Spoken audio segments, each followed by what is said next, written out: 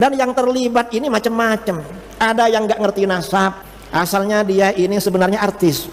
Saya nggak tahu namanya siapa. Katanya Raja Dangdut. Raja Dangdut itu penyanyi. Dan penyanyi itu gak bagus lah. Nyanyi itu kalau keseringan menumbuhkan kemunafikan dalam hati. Sebagaimana air menumbuhkan sayur-sayuran di dalam pertanian. Munafik. Jadi orang suka nyanyi munafik. Masa orang munafik mau dijadikan rujukan? Yang bener lah. Bukan saya mau ngajarin nasab, bukan. Saya ini bener. Bismillahirrahmanirrahim. Assalamualaikum warahmatullahi wabarakatuh. Sahabat muslim yang dirahmati Allah subhanahu wa ta'ala. Berjumpa lagi dengan channel Hasika Wafa. Sebelumnya kami ucapkan banyak terima kasih dan kami doakan, semoga Allah subhanahu wa ta'ala senantiasa memberikan kesehatan dan menjauhkan kita dari segala musibah dan bencana. Amin ya robbal alamin. Pada video kali ini, channel Hasika Wafa akan membahas tentang pernyataan Ustadz Idrus Ramli yang menyebut bahwa Haji Rhoma Irama sebagai orang yang munafik. Pernyataan tersebut beliau sampaikan dalam ceramahnya, yang diunggah di channel YouTube miliknya. Awalnya beliau membahas tentang polemik nasab Ba'alawi di Indonesia, termasuk nasab Wali Songo yang belakangan ini ramai diperdebatkan. Ustadz Idrus Ramli mengatakan, bahwa nasab Ba'alawi di Indonesia tidak perlu diperdebatkan lagi, karena kesohihan nasab Ba'alawi di Indonesia merupakan ijma para ulama, dan dari dulu tidak ada yang mempersoalkan hal tersebut. Namun belakangan ini, banyak orang yang bukan kapasitasnya turut terlibat dalam masalah nasab habaib di Indonesia. Kemudian beliau menyinggung Rhoma Irama yang turut terlibat dalam masalah tersebut. Padahal beliau mengatakan, Rhoma Irama merupakan seorang artis dangdut yang tidak mempunyai kapasitas dalam masalah nasab. Lebih lanjut Ustadz Idrus Ramli bahkan menyinggung, bahwa Rhoma Irama sebagai seorang penyanyi itu tidak bagus. Beliau kemudian mengutip perkataan dari sahabat Nabi Abdullah bin Mas'ud, kalau orang yang sering bernyanyi akan menumbuhkan kemunafikan dalam hatinya, sebagaimana air menumbuhkan sayur-sayuran dalam pertanian. Maka orang yang seperti itu tidak bisa dijadikan sebagai rujukan. Berikut kita dengarkan pernyataan dari Ustadz Idrus Ramli yang menyinggung Raja Dangdut Rhoma Irama. Yang terlibat ini macam-macam. Ada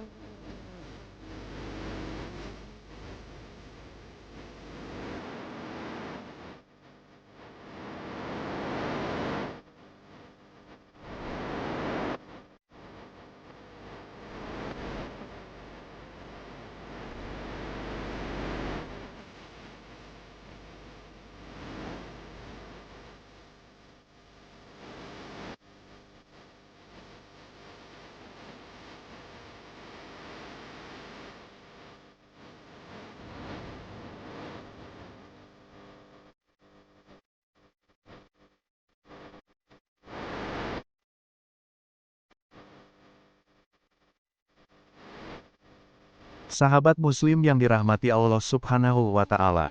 Polemik pro dan kontra nasab Ba'alawi hingga hari ini seperti tak ada ujungnya. Pada mulanya polemik tersebut berlangsung ilmiah, namun semakin kesini berubah menjadi hasutan kebencian yang dapat memecah belah umat muslim di Indonesia. Harapan masyarakat yang ingin memperoleh kebenaran, justru mereka termakan hasutan kebencian anti habaib yang menimbulkan perpecahan umat. Perihal polemik nasab yang terjadi, banyak para ulama yang kemudian memberikan nasihat kepada mereka yang terlibat langsung dalam masalah tersebut.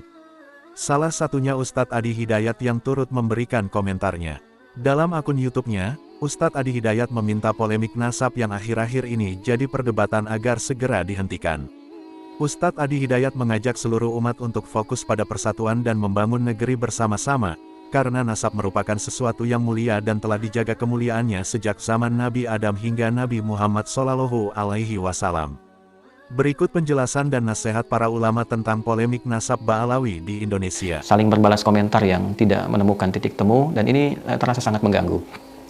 Bila memang yang disoal ini masalah perilaku, masalah etika, tentu kita harus pisahkan. Nasab hal tersendiri, penyimpangan dari perilaku adalah hal tersendiri.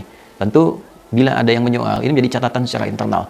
Pihak yang tersoal dari kalangan-kalangan tertentu ada baiknya mendata dengan bukti-bukti yang ada, video-video atau laporan-laporan, menjadi satu perbaikan internal yang sangat disyukuri. Lantas kemudian dilakukan semacam perbaikan-perbaikan secara internal, pemberi pengingat, ya, meluruskan berbagai hal yang disampaikan dengan bukti-bukti yang nyata bahwa itu adalah sebuah pelanggaran atau sebuah penyimpangan, dan ditampilkan narasi-narasi yang baik ya dari sisi internal itu sehingga memberikan keteduhan.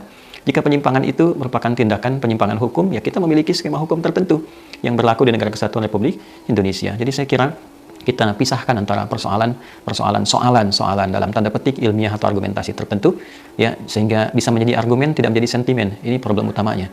Kemudian yang kedua, masalah perilaku kita pisahkan. Jadi jangan karena persoalan perilakunya lalu yang ingin dihancurkan misalnya nasabnya, naudzubillah min dzalik. Ini kan persoalan.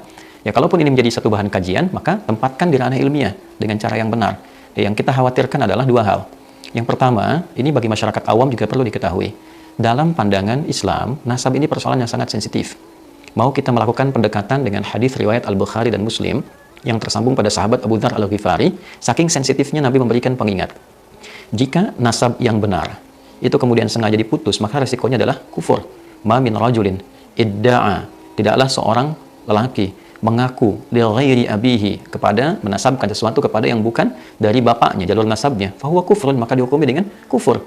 Ya, jadi kalau ada seseorang yang dengan pandangan tertentu mencoba memutus nasab seseorang yang sudah valid, tercatat, terbukti, dan ternyata nasab itu benar, kemudian mencoba untuk diputus, maka resikonya kufur. Ini kan masalah. Nah, kemudian juga dalam hal yang sama, ketika ada seseorang menisbatkan yang bukan kepada nasabnya, maka falyatabawwa maq'adahu minan nar. Kalau seseorang mengaku-ngaku bagian dari nasab yang bukan nasabnya, maka tempatnya di neraka. Nah, oleh karena itu ini persoalan yang tidak mudah. Ya, jadi jangan ditarik ke ranah kalangan masyarakat awam. Selesaikan di ranah ilmiah, ada pengujinya, ada hakimnya, ada bukti-buktinya, ada sistematikanya, sehingga tidak nanti banyak orang terjebak pada satu masalah yang ini jadi problem kemudian hari saat kembali pada Allah Subhanahu wa taala.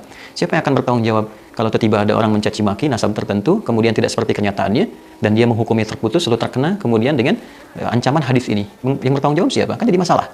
Nah, jadi nasab itu sangat sensitif, dinisbatkan kepada yang bukan dari turunannya masalah, mengaku-ngaku bermasalah, berbangga-bangga juga masalah. Ya, kita ketahui bersama dalam hadis riwayat Abdullah bin Abbas radhiyallahu taala anhuma, hadis riwayat Muslim, ketika seseorang menjelang sholat berbangga-bangga dengan nasabnya, dengan kakeknya. Ya, satu mengatakan kakeknya ini, satu mengatakan kakeknya ini, maka Nabi merespon dalam doa yang tidak itu. Ya, sami Allah liman hamida rabbana walakal hamd, sampai ke ujungnya wala yanfa'u dzal jaddi minkal jadd. Ya, tidak ada yang lebih unggul, kakeknya si fulan atau kakeknya si fulan. Ini memberikan kesan bahwa nasab itu pada akhirnya di hadapan Allah, ya, keseluruhannya itu akan sirna seluruhnya kecuali amal saleh kita, kecuali nilai-nilai kebaikan kita. Ya, nah inilah poin-poin yang barangkali penting menjadi catatan. Tetap penghormatan itu mesti ada. Ya, kepada siapapun kita diajarkan untuk saling menghormati dan kita telah khatam dengan itu semua. Ya, jangan kita hanya mengambil dalil inna akramakum indallahi atqakum. Ya, yang paling mulia adalah ketakwaannya di hadapan Allah. Nah, di antara nilai takwa itu adalah menghormati orang lain. Di antara takwa itu menyambung silaturahim. Ya ayuhan nasu taqu rabbakumul ladzi khalaqakum min nafsin wahidah wa khalaqa minha zawjaha wa batha minhuma rijalan katsiran wa nisaa'a wattaqullaha alladzi tasaaluna bihi wal arham. Jelas ayatnya. Ini ayat pertama. Semoga video ini bermanfaat bagi kita semua dan menambah tingkat keimanan kita kepada Allah Subhanahu wa taala. Wassalamualaikum warahmatullahi wabarakatuh.